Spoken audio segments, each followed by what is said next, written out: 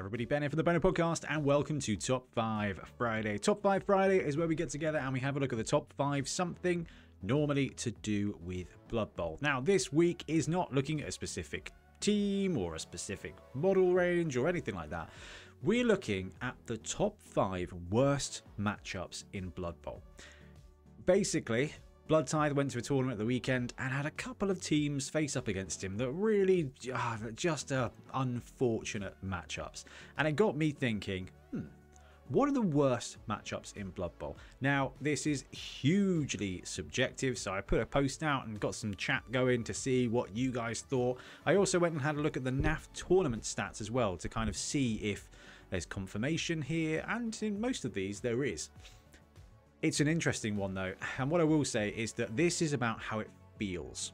So some of the stats may not entirely align, but also we're looking at like TV 1000 to probably about TV 1200, so 1 to 1.2 million. So we're talking like the first few months of a league or a standard tournament build. I know that your Nurgle team at 1780 can take on any team. I know, good job. Actually, really good job. Nurgle, take some patience. We're talking like standard Blood Bowl, you know, casual Blood Bowl, your league, your tournament, like that low end. Say low end. Oh, there's no such thing as low end Blood Bowl. It's magic. Anyway, it's that classic. I've gone to league, I've rolled up my tournament, and I've got this team. So, based on what I've said, based on what the crew have said, and based on what you guys have said in the comments, here's our top 5 worst matchups in Blood Bowl.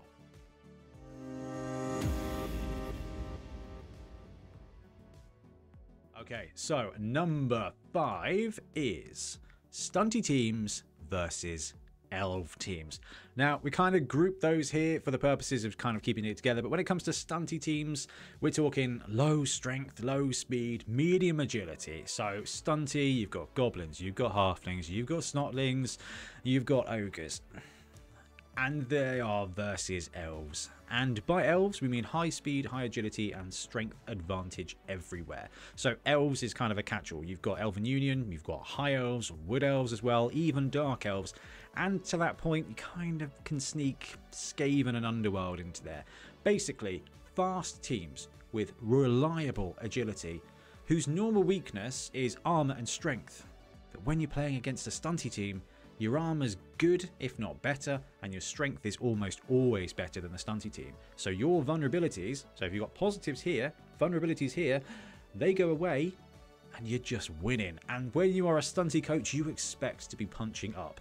But if you're taking goblins, if you're taking halflings, and you get paired up against a wood elf match or a Skaven match, or you're at a tournament and you're like, it is going to be a struggle. Now, you're stunty, right? It's a struggle in every matchup because that's what you're doing. You're taking wrecking balls to have a good time. You're throwing bombs. You're just going all in on Hackflem because you're a terrible person. You expect to be fighting uphill. The difficulty here and why this is such a bad matchup, and this is why it was one of the most popular kind of comments that was out there, except for number 1, and you all know what number 1 is, it's because it doesn't take much to go wrong against one of these teams. You just drop the ball, or the gutter runner comes up and one die blocks your goblin who's got the ball, and then the other gutter runner just picks it up. There's no fear, and actually it can turn into an absolute rout in no time at all. Now, don't get me wrong, halflings with Griff or Carla or Rumbler or Deeproot can absolutely smash face against anybody, as can a goblin roster that just wins and plays ball and chains and bombs. Any team can beat any other team, but if you are running a stunty team and you're up against an elf team, you gotta feel like it's probably gonna be a 3-0 loss.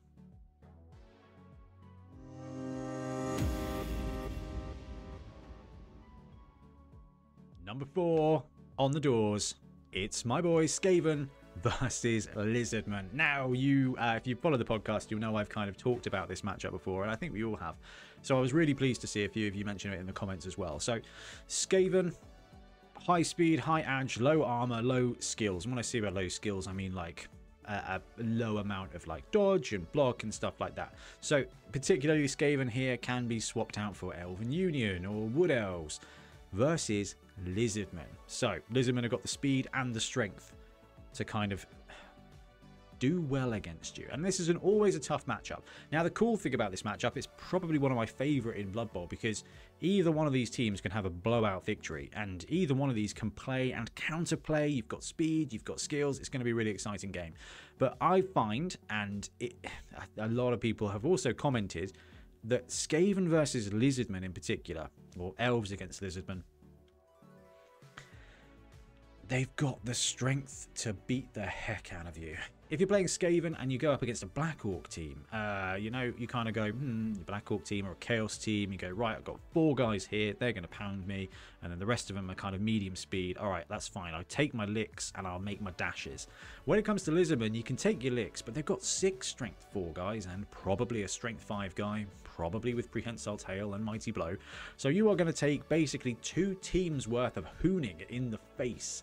And if anyone's left over, they're not much faster than a skink. The skinks are going to be there, and a strength 2 skink is solid against a strength 2 gutter runner. So it's a really tough matchup, because you kind of, we talked about the kind of the positives and the negatives. You got the positives here of Skaven, which is a case of I've got my speed.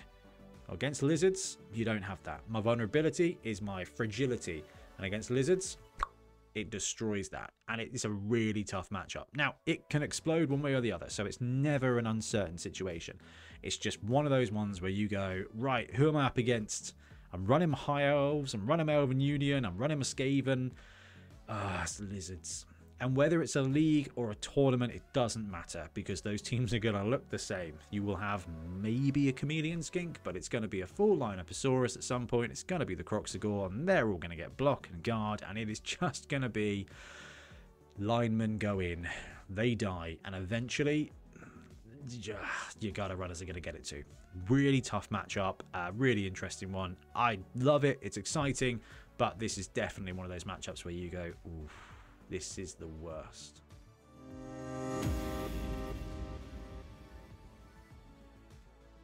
Number 3, from you and me, we've got Tomb Kings versus Skaven. And again, the teams can kind of be placeholders here. So when I say Skaven, I mean high speed, high agility. So Skaven, Underworld, Wood Elves, High Elves, Elven Union, you know, the fast teams that like to score lots and have got good agility and just can take that opportunity to score really quickly, versus a team like Tomb Kings that are slow, have low skills and low agility. So it was really interesting to see in the comments a few people were like, actually Chaos Chosen and Nurgle fit this bill as well. Nurgle aren't so bad, because that little bit of disturbing presence and that little bit of foul appearance really kind of helps get in the way enough to make it like not a tough one. But if you're a Tomb Kings player, now I'm going to refer to the beginning of the video again, where I said we are looking at kind of, you know, 1 million to 1.2 million build. You haven't, you know, you don't have everything. You have a selection of stuff. So the smaller tournament formats or the first few months of a league. A vanilla Tomb Kings team, though, against Skaven, if you are the TK player, you look at that and you go, ooh, that's going to be a tough one, because if something goes wrong, if I fail my 4++ pickup with the ball, they're probably only a few 2 or 3+ away from just a scoop and score, and it snowballs. As Tomb Kings or even Chaos, like you don't have, and Black Orcs potentially, you don't have a fast play, not really. So if you fall behind a couple of TDs, game's over. Like as a Tomb Kings player, it's going to take you 3 turns to score. If you, okay, you can score a 2-turn touchdown. But your stretch plays are limited and your speed is limited. So it is normally like a 3 or 4 turn touchdown, and that's unusually fast.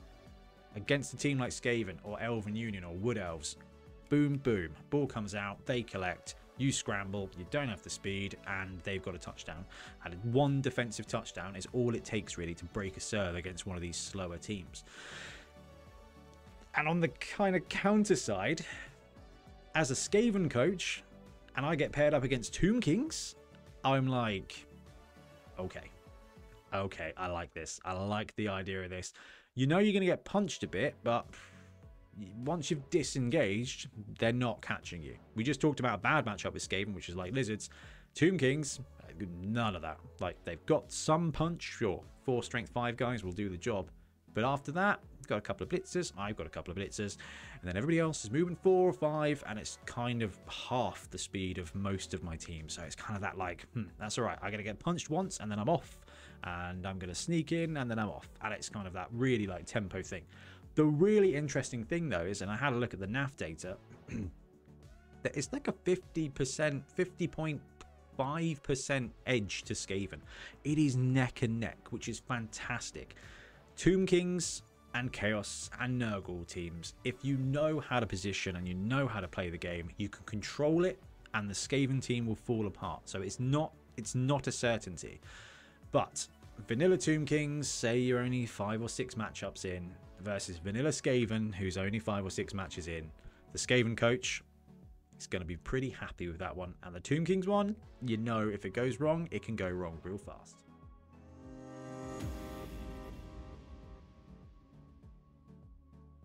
Number 2 is Khorne versus Snotlings. When we say Khorne, we mean the Heavy Frenzy teams. So Savage Orcs, if you're running that team. Snotlings. And basically it's dodge step teams, so also can be ogres. Now, not to give too much away, because I want you to listen to the podcast and hear Ben talk about his tournament things, or if you're at Bonehead Bowl tomorrow, you can come and ask him about it. In fact, there's a good lot. Well, he's playing odd man in, so he may actually be playing with his Khorne team, which would be pretty cool. This is a horrible matchup. It's hilarious. I've played this matchup. My very first game with New Khorne was it friendly or was it league? I don't know. I was playing against Simon Merton, who was running an ogre team. Simon's an excellent coach, but I was like, ooh, that's fine. I'll just take a 6-die block against this strength 1 armor 4.5 piece, and it doesn't matter. Khorne. Low TV, you don't necessarily have block on your Seekers. You certainly don't have block on your Bloodspawn or any of your linemen. So it's kind of just push, push, push. And when these guys have got dodge step, those pushes are just leading you into terrible situations. Now, if you're up against Snotlings or you're up against Ogres, they're going to be able to bait you into really useful situations for them. Snotling teams got a couple of trolls, probably a decent star player, could be a hitter like Ratboy, Glart, you know, could be a heavy hitter like Ripper. Like, they've got threats. They've also got, you know, the Bomber. They've also got access to some chainsaws and stuff like that. So you can be led significantly astray. It's like having the internet in the early 2000s. It's or just following YouTube down a rabbit hole. For the Khorne team, now if you're all POW, you're all solid and you're rolling a lot of dice. And I think that's the other thing here, which is why the matchup feels so bad, is because you're like, I've got my Bloodspawn and my Bloodseeker and they're punching, and I've thrown 18 block dice at this one Snotling and he's still alive, and on a 2+, he's just moved past me and he's gone. And it's just horrific. Basically, specifically Snotlings with swarming as well, one Snotling can keep a Bloodseeker just distracted for several turns. And as a TVOP, team value on pitch removal, that's just phenomenal. The Snotling's almost netting 10 times its worth. And if you've swarmed him on, he's free anyway. So technically it's infinite. Absolutely amazing. Really frustrating. Obviously, it can go either way. But if you're a Snotling team, you're looking at Khorne and you'll be like, oh, this is going to be entertaining. I may lose, but it's going to be entertaining. And the Khorne team is just like, I'm going to punch things and I need to roll little tiny explosions. If I don't roll little tiny explosions, the little tiny explosion is going to happen in my head.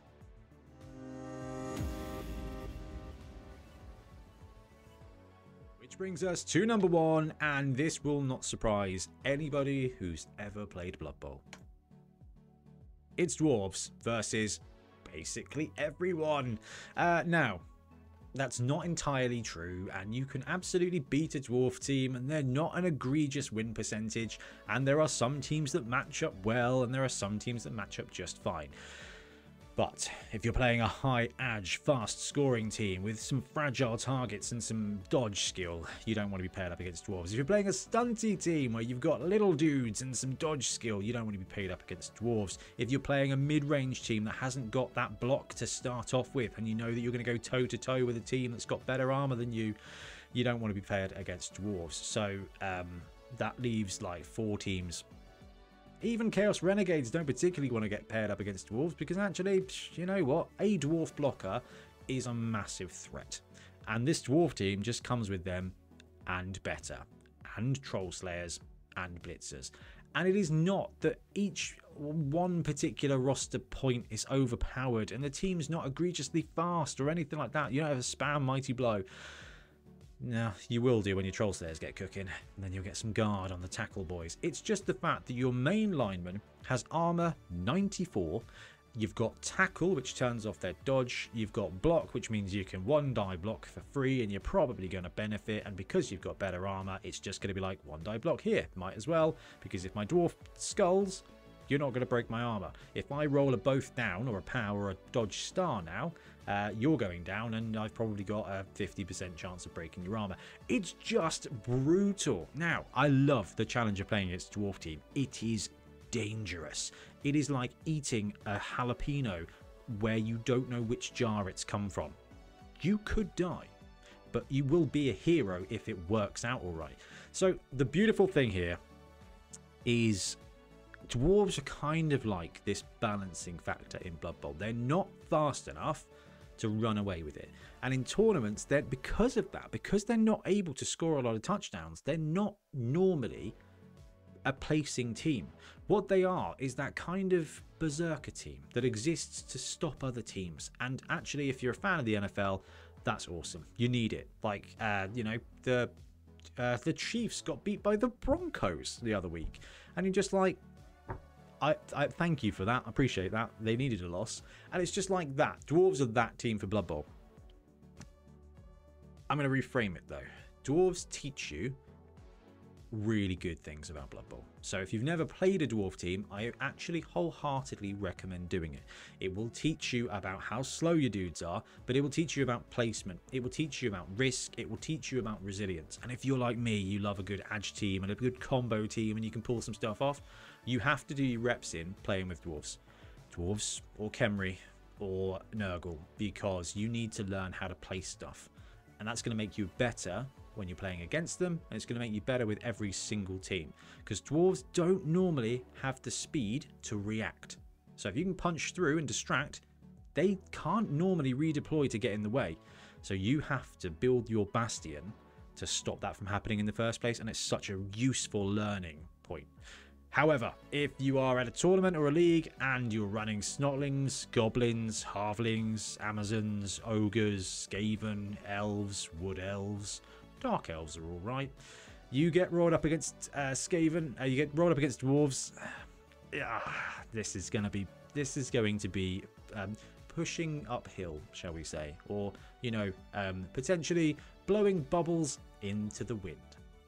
All right, now again, this is on feel basis. This is on common basis. When it comes to looking at the nav stats, actually, yeah, all right. Most of the ones we've got on here are actually outliers. And when I say outliers, they're kind of over 55%. It was really interesting that a couple of them there, specifically like Lizards versus Skaven and Skaven versus Khemri, Tomb Kings, it's about 50%. It's not as bad as it feels, but it's that feeling point. But I guess this is the point at which I just remind everybody that any team can beat any other team in Blood Bowl. You just need to position well and just be prepared to pounce on an opportunity. They say that luck is opportunity meets preparedness. You cannot control your luck, but you can control your preparedness. And what I'd like to do, depending on how things work out over here in Bonehead land, is start looking at specific matchups and kind of being like, right, you're playing against dwarves with Amazons. What's some good setups? What's some good plays? What's some good things to bear in mind? Whether I'm going to get time or not to do that, I don't know. But that is something I really want to look at because it's just so interesting. I absolutely love it. Anyway, let me know if we've missed any matchups on here. Some are from me, some are from the Bonehead crew and the Wobble crew, and a lot are from you. So I take very little responsibility. Anyway, I'm going to wrap up. Thank you very much for watching. We'll be back soon with more content. Happy blocking. Definitely forgot the sign off. Thanks so much for watching. We really appreciate your support. If you want to support the channel even further, please like and subscribe. It really does help us out. Or come join us on YouTube Members or in Patreon, where you can get exclusive access to some content, some loot, early access to basically everything we do, as well as regular competitions. Or you can pick up some Bonehead Podcast loot either on our website at boneheadpodcast.com. We've got the Dungeon Bowl things, we've got tokens and stuff like that, or on our Spreadshirt site as well. Everything you do just helps us make more content and hopefully do it of better quality. Anyway, thank you very much for watching. Happy blocking.